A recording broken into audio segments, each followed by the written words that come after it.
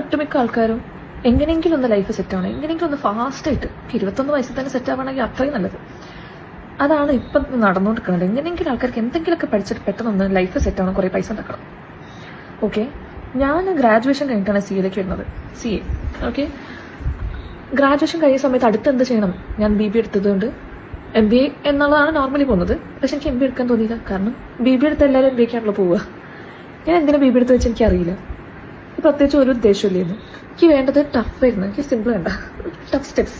അങ്ങനെ ഞാൻ എടുത്തതാണ് CA. ലൈഫിൽ ഞാൻ എടുത്തിട്ടുള്ളതിൽ ഏറ്റവും ബെസ്റ്റ് ഡിസിഷൻ ആയിരുന്നു.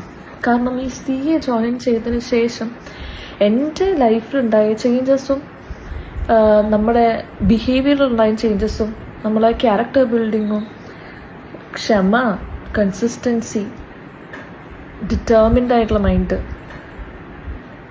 ഇന്റേണൽ മോട്ടിവേഷൻ, ഇതൊക്കെ കുറച്ച് കൂടുതലായിരുന്നു. അതേപോലെ തന്നെ ഈ നെഗറ്റീവ് പറഞ്ഞിട്ട് മോളെ ഈ കോഴ്സ് നിർത്തിയിട്ട് ആ കോഴ്സ് ചെയ്യും, ഈ കോഴ്സ് പറ്റൂല, ഈ കോഴ്സ് എപ്പോൾ പാസ്സാണ്, ഇങ്ങനെ പറയുന്ന ആൾക്കാരെ മുന്നിൽ ഇങ്ങനെ വെറുതെ നോക്കി ഇങ്ങനെ ആയിക്കോട്ടെ അങ്ങനെയൊക്കെ ഇരിക്കാനുള്ളൊരു മൈൻഡ് സെറ്റ് ഉണ്ടാക്കി തന്നത് ഈ കോഴ്സാണ്.